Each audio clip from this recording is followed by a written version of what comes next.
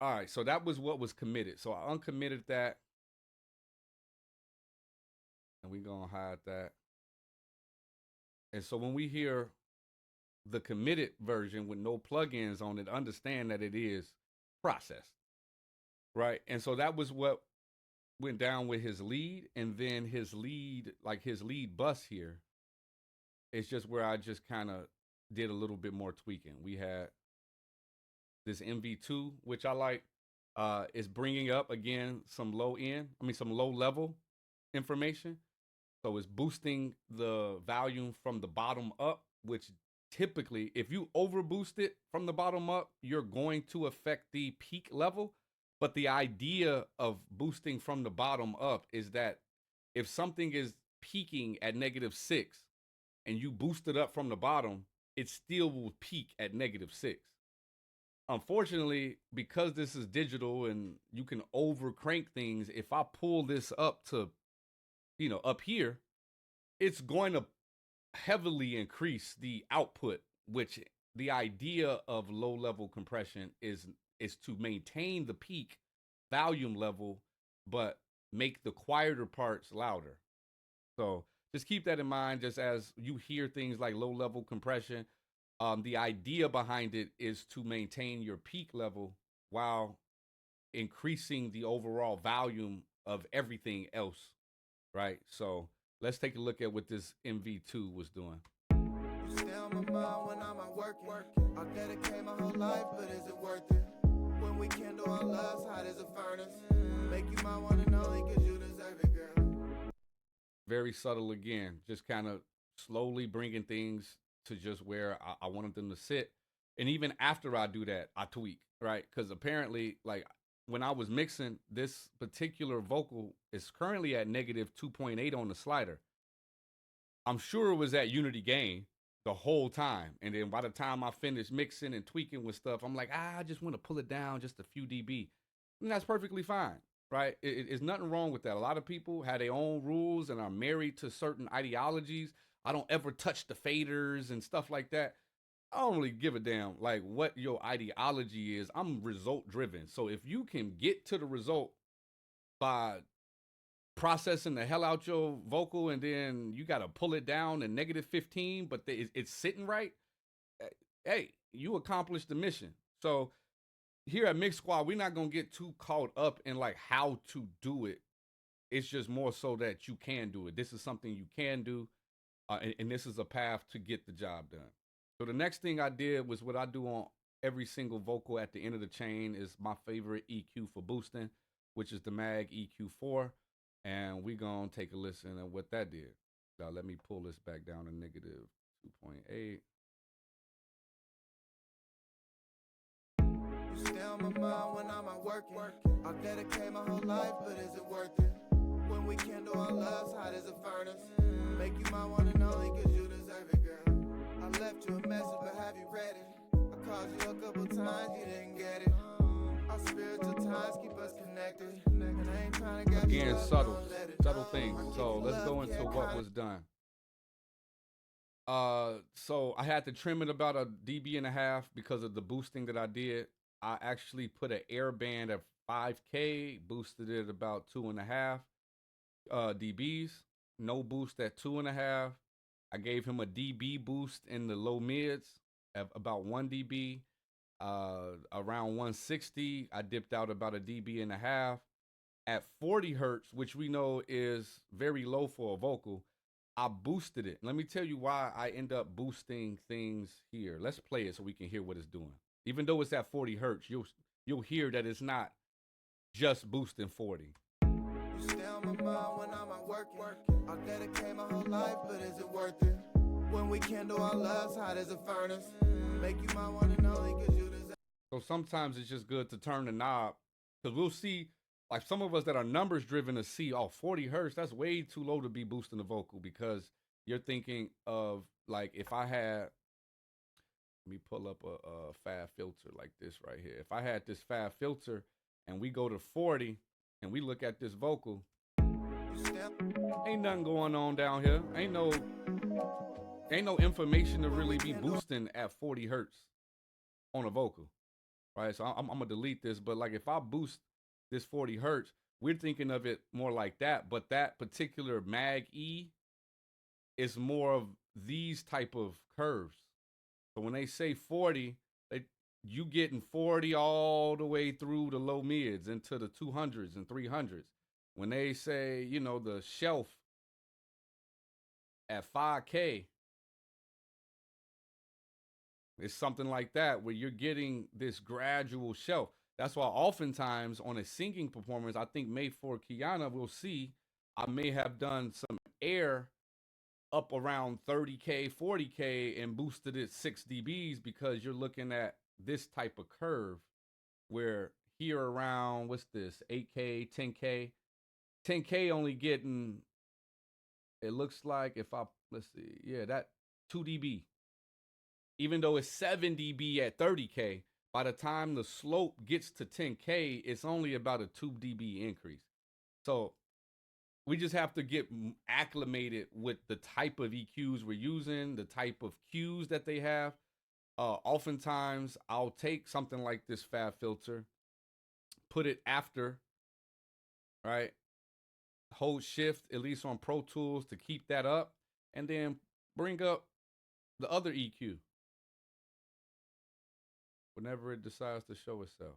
And then what I can do from here is I could play it and actually visually see how wide these bands are. So let me affect, actually with this, I'm gonna make it clean so we don't see anything. And then I'm gonna just crank up 2.5K. All right, let's take, I'm gonna bypass first. So this is around 2.5K. So this is the focus area that we focusing on. And let's see what happens when we bypass. Unbypass. I called you a couple times, you didn't get it. Our spiritual ties. So it was way more than just 2.5 boosted. It was more so, again, like a wide band like that took 2.5K and boosted it. So these are those just small little things that are paramount to when you are in your process of mixing, because there are so many different type of EQs. Join the squad. You can get the library of videos that show you the difference between the parametric EQ and the parameters it has, and the graphic EQ, and the different notches that you have, the different filters that you have, and the best application and use case for them. So shameless plug, obviously, join the squad. Let me take this EQ off. It look like you doing some audio manipulating. Yes, sir. And I think that other than taking that back down, that was Royal's vocal. And then the last thing that was done before we get into any of the effects that were blended in was a mid-side, some mid-side processing on his vocal.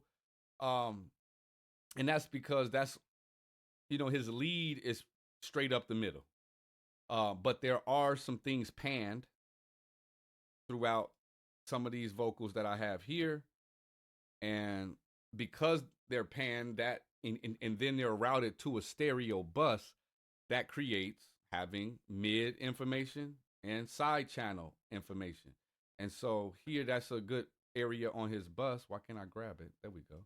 That now I can kind of affect both. So we have the side here. Let's just take a look. Bypass. You stay on my mind when I'm at work.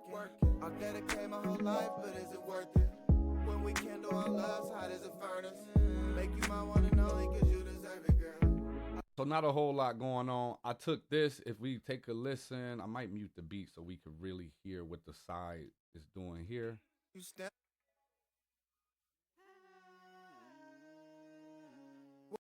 So I just dipped out a little bit of his sides here in the 600 area.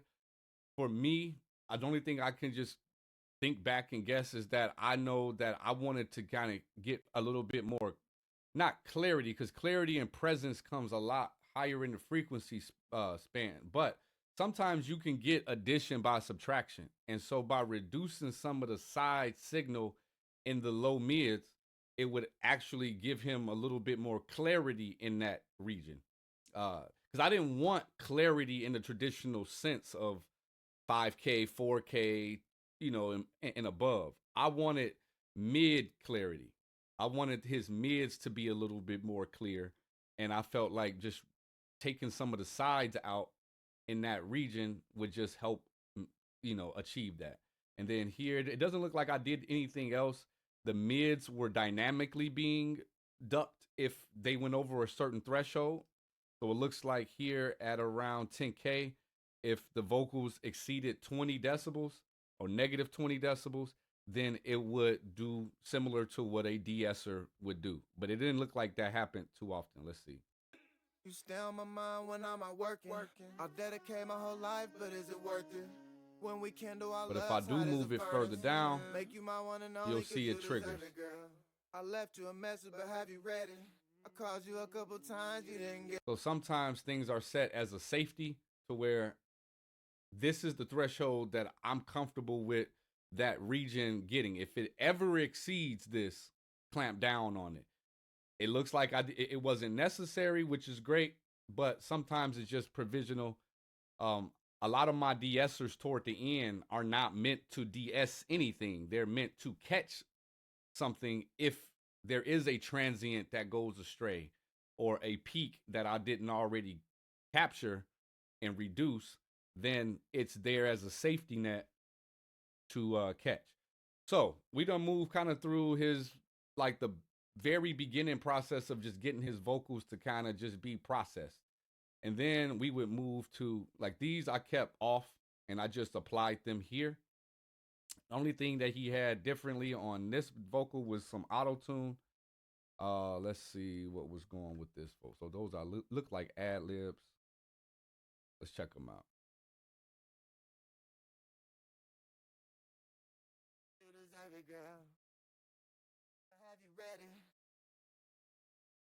And that was it. That's all that was going on with that. Make you my one and only, cause you deserve it, girl. I left. Cool. So let's add this music back in. Let's go into some of the effects. So I'm gonna go into the pros, which is the processing. Again, you'll get the full breakdown on what the pros are and what the processing and how I route them and all of that. If you do what? If you do what, Slang? Audio manipulate. Or if you join the squad, nigga. Audio manipulate. If you join the squad, join the squad. How to get all of our routing, our templates, some of access to some of the information that you just won't see us give out for free online, right? We can't give all the sauce away, even though we be giving out some sauce. We can't give it all away for free. All right, so we go into the processing, and so that's gonna be saturation, warmth, brightness, and static. So let's take a look into these. We did this last week, but we're gonna go into it again because this is with every vocal. I apply the amount of these differently, so the blend is different every single vocal. So let's take a listen. Make you my one and only, cause you deserve it, girl. So that's the saturation you hear in the background. It's very low on his, but this is what it would be like not blended. Let it know. I give you love, care, kindness, and affection. Protecting your heart, that's my profession. This is with it with the I know lead. you got a few scars, girl, who you telling? That's why my love isn't short, it's like progressive, yeah. All I need is you. So I felt it good somewhere down here. Make you my one and only, cause you deserve it. You stay on my mind when I'm out working. I'll dedicate my whole life, but is it worth it? When we kindle our loves, hot as a furnace. This Make is you my warm. one and only, cause you deserve it, If girl. I add all of it, Left you a message, but have you read it? I called you a couple times, you this didn't is get it. without the lead. Let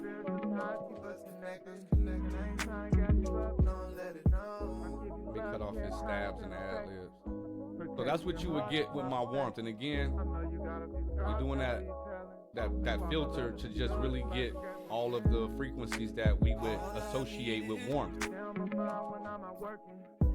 and then blend that in.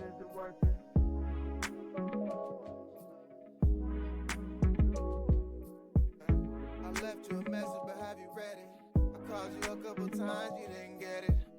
Our spiritual ties Brightness. keep us connected.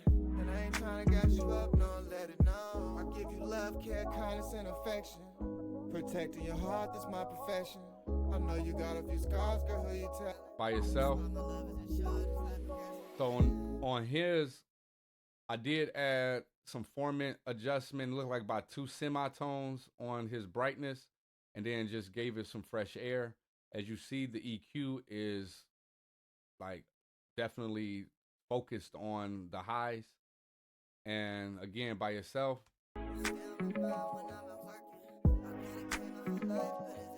Blend it in. And then blend it down. I called you a couple times, you didn't get it. Our spiritual ties keep us connected. And I ain't trying to gas you up, no, let it know. I give you love, care, kindness, and affection. Protecting your heart, that's my profession. Static. Got a few scars, girl. That's just what I call it. But by itself, it's not doing a lot because I didn't like it really as much on his.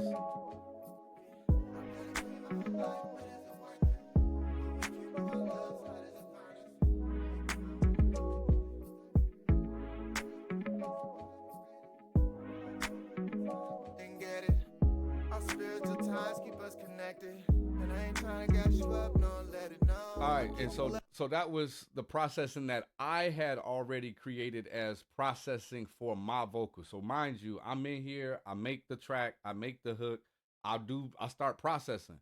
So saturation, warmth, brightness, and static are all just consistent with what I have done already to my vocals.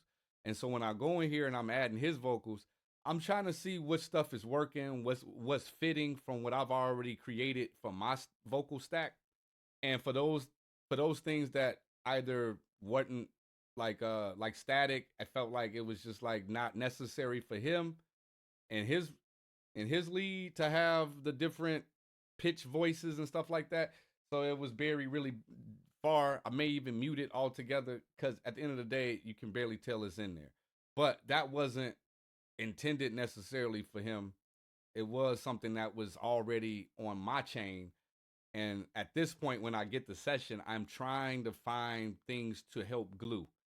The more sins that are on each vocal that are the same, the more it'll help tonally make the vocal sound like they're in the same space. All right. And so that gets us to creating the space that we were talking about, which gets into our effects. And he had already sent aux 1 and aux 2 within his session. So he already had reverb that he had liked on his vocals.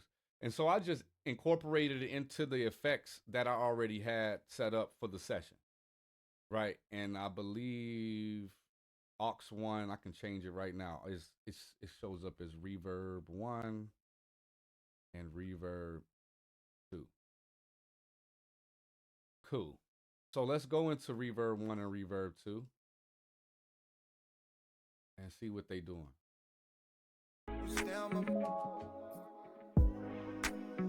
So he already liked this on here. I'm not going to reinvent the wheel. I'm just going to blend it in into his vocal.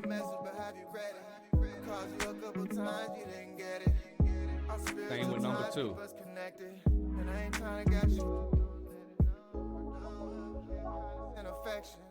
Protecting your heart, that's my profession. I know you got a few scars, girl, who you telling? That's why my love is insured, it's like progressive, yeah. Throw this plate on here. Let's see what this is doing. You stay on my mind when I'm out working.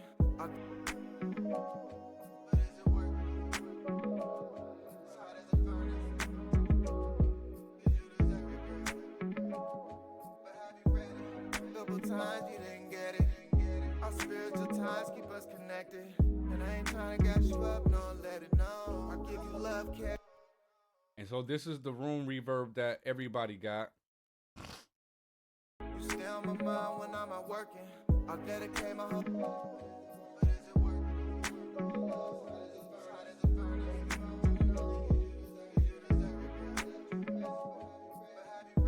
A couple times you didn't get it. ties keep us connected. And I ain't trying to gas you up, no, let it know. And the last thing that was on there was parallel compression, which we'll get to at the very end here, that was applied on most of the leads. Okay, so if we go through his vocals, we got his stabs, his libs, and then his leads. That was pretty much all of his vocals. So we go through his verse again. When I'm at work, I'll dedicate my whole life, but is it worth it? When we kindle our loves, hot as a furnace. Make you my one and only, cause you deserve it, girl. I left you a message, but have you read it? I called you a couple times, you didn't get it. Our spiritual ties keep us connected. And I ain't trying to gas you up, no, let it know. I give you love, care, kindness, and affection. Cool. And so to go into some of these, his room, he had the deverb on large room 1. These are some of his parameters, mixed with the mix dry knob a little bit, and then he EQ'd it. I liked how it was sounded on his vocals, so I kept it. The second one, he used 1 knob wetter at about 5.5, and then EQ'd it. I liked it. He liked it. I kept it. The plate that was being used was a plate from reverb with an EQ and a whitener. The room that glued us all together actually used Volcano and Pro R2.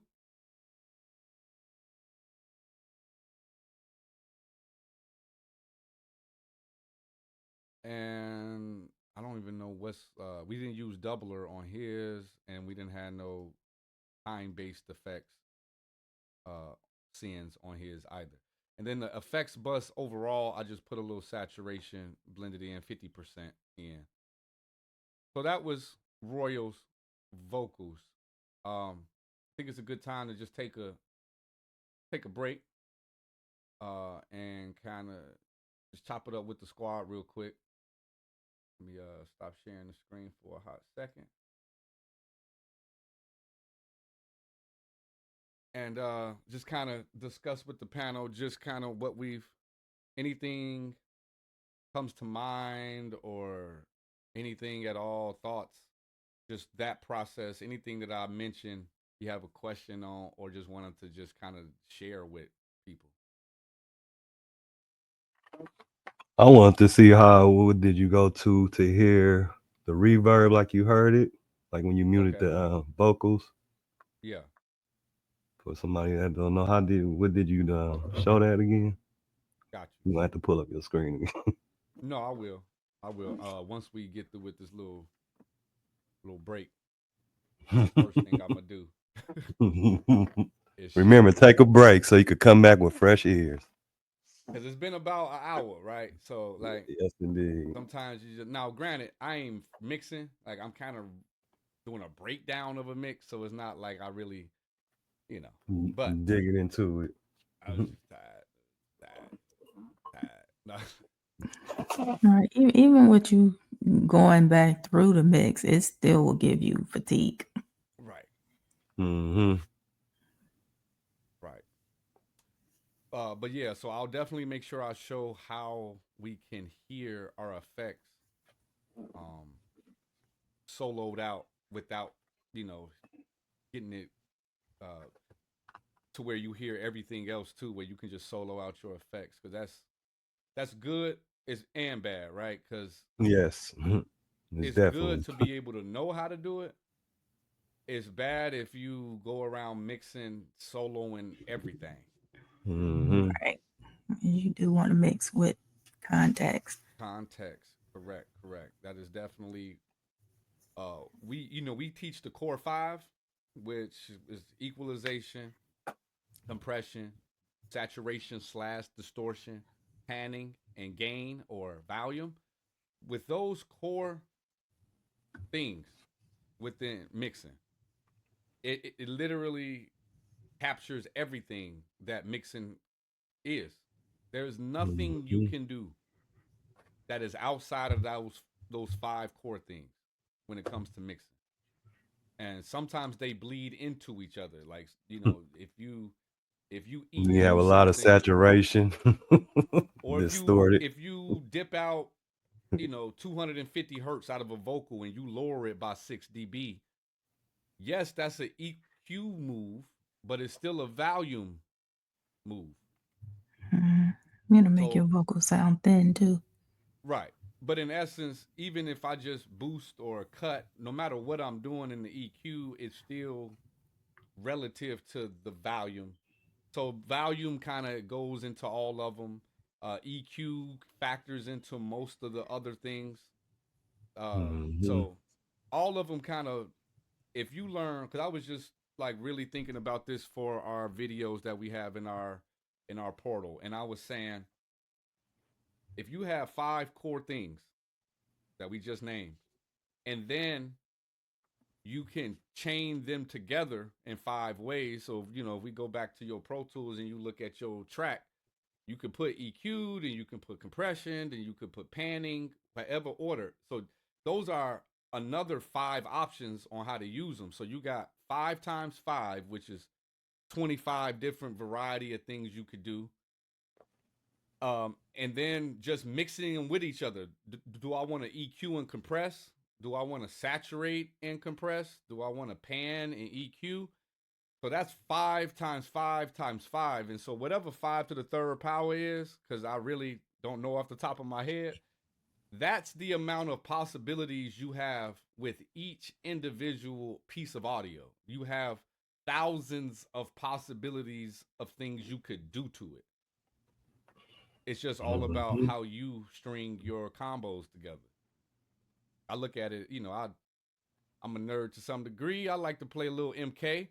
And if you Mhm. string combos together, there's It's like a there's Street times Fighter I've been combo. online for Street Fighter, but I be on Mortal Kombat, and there's been times where I've been on the fight online, and the dude was playing as Jax, and once he started hitting me, you might as well put the controller down, cause he gonna gotcha grab, throw you on the floor, bounce you back up, pick you up, throw you again, Boom, like boom. it's over. He about to chain you up, and so it's very similar how we operate in our chain.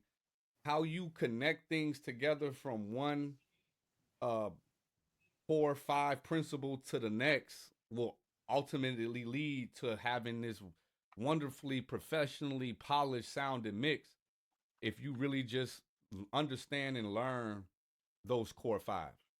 If you don't know those core 5, join the squad. Yes, indeed. For sure. All right, so let me Before get you back. jump Yeah. back in, I just want to give a quick shout out to Shantae Smith Shantae, what Yes, up, yes. for man? I talked dropping to that in. brother earlier today. He definitely is going to be a member of the squad, and would love to eventually have him on and show you guys just things that he got going on too, because that's a brother that's been tapping in with us for a long time and been supportive to us, for sure. Yep. For sure. We got to get his brand on here. It will be. Did Hold y'all see on. the new little promo that he had on the on social media? I have not. It was fire.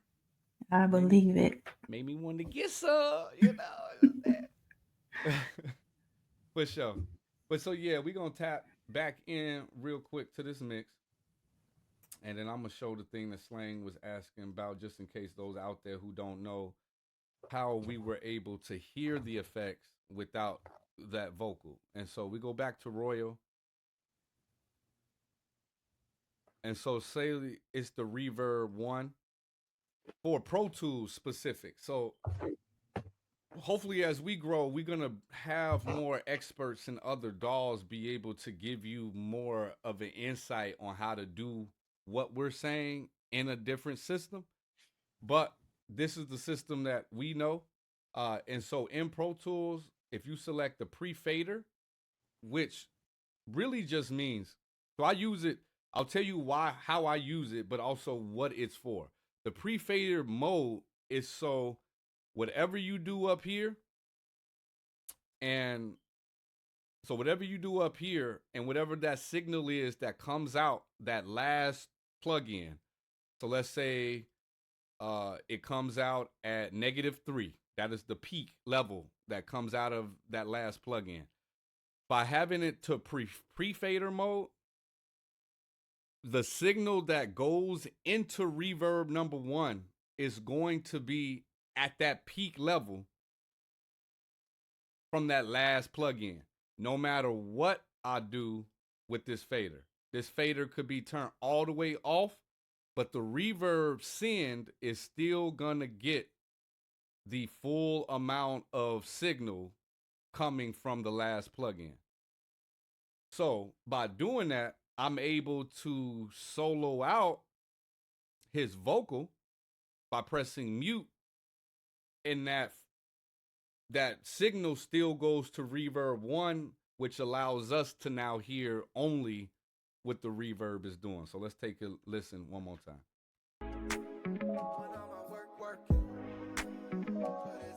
And so I'm controlling the volume of it here.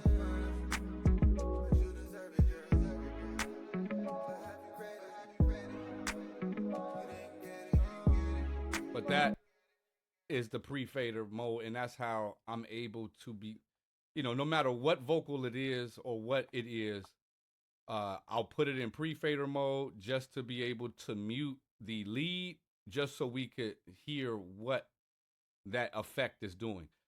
Some mixers don't do that at all. They don't want to hear what the plate is doing by itself.